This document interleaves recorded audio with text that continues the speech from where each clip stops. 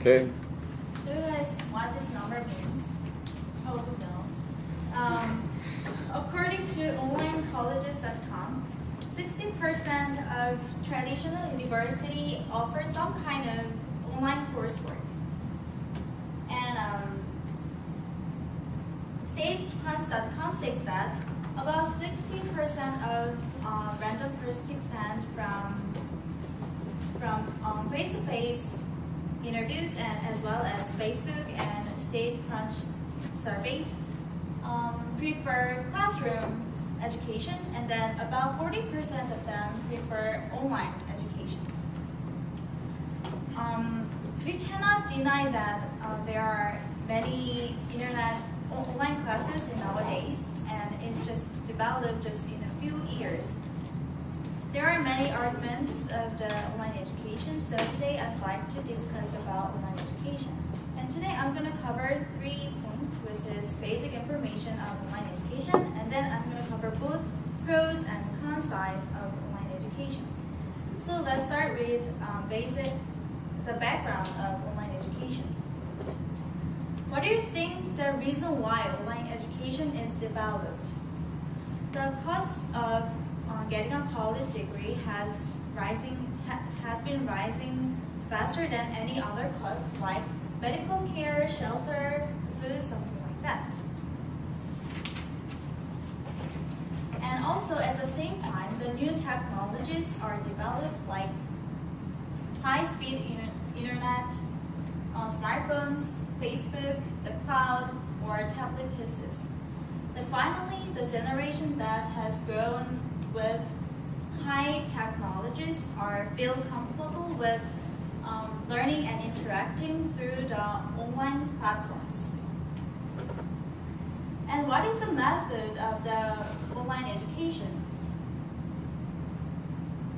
Online education includes enormous types of media like video, audio, and text and images or animation, something like that. And it includes technologies, applications like also video, audio tape, and CD-ROM, or satellite TV, something like that.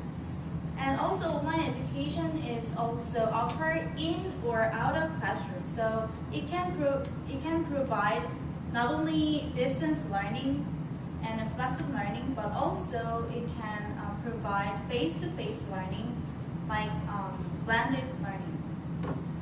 So now that I've discussed about some basic information of online education, so let's move on to the pros of online education. There are 4 main points of it, which are convenience, less expensive, tech knowledge, and additional benefits. So the first one, convenience. Online education is convenience because students can log into their courses whenever they want. So of course there is a deadline of homework or assignment, but as long as they follow set deadlines, it's really, they can, every time they want, they can log into their courses. KPK12.com states that there are many states with multi-district fully online education, online schools, and these red spots are the states that provide these kind of online schools. So with this kind of online schools, students can take the courses or classes from the other state, and also even they can take the courses from the other countries as well. The next point is less expensive.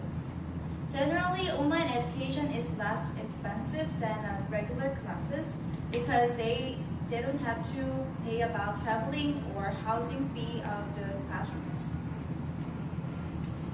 And also, classroom attendee can work on their job while they taking up classes, online classes.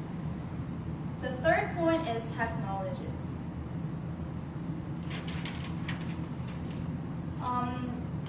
you can take up courses wherever you have a computer access.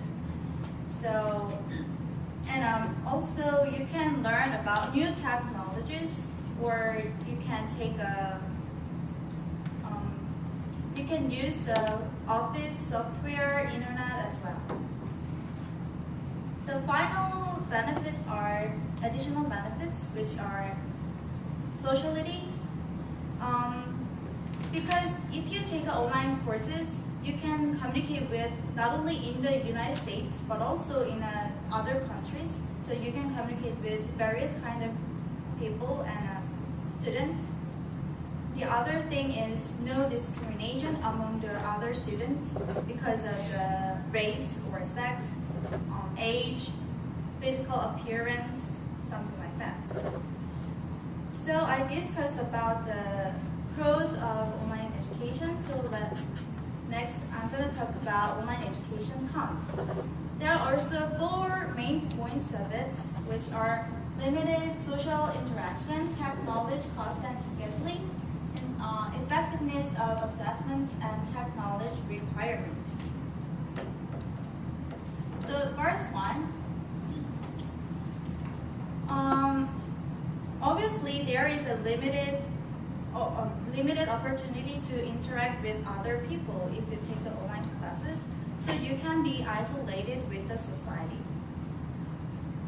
And then there is the most of the communication is done by email or chat room. So if there is lack of face-to-face interaction, and also there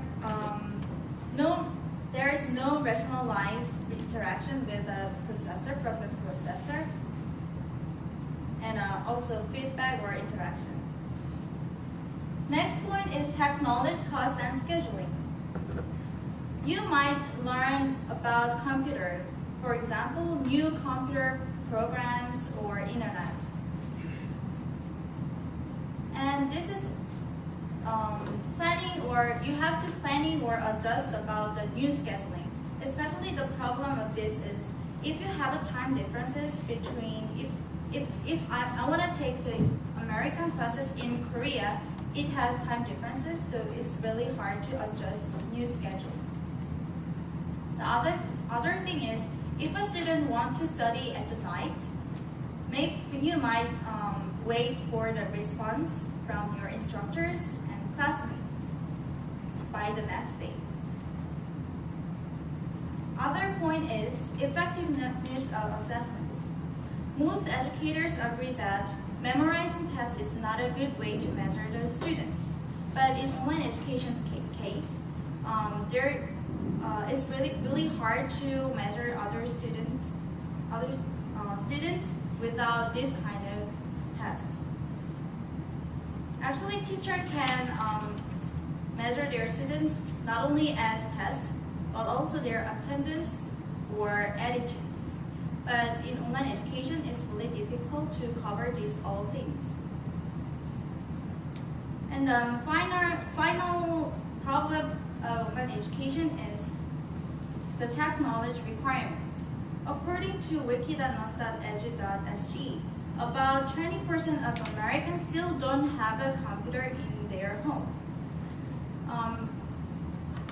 Actually, even though the percentage of the computer ownership has grown, so if the student don't have a computer access on their home, they're going to be in lots of troubles. So today I discussed about some basic information of online education, and then I'm covered both cons and pros side of online education. Postgazette.com states that the number of students taking at least one online class has grown so much that nearly 1/3 of students enrolled. As we can see in this statistic, we can deny that online education is going to be developed more, and more people are going to use it. There are also good side and bad side of the online education. So the important thing we should remember here is that Just we have to know exactly which point is bad and good, and we have to make a decision, the right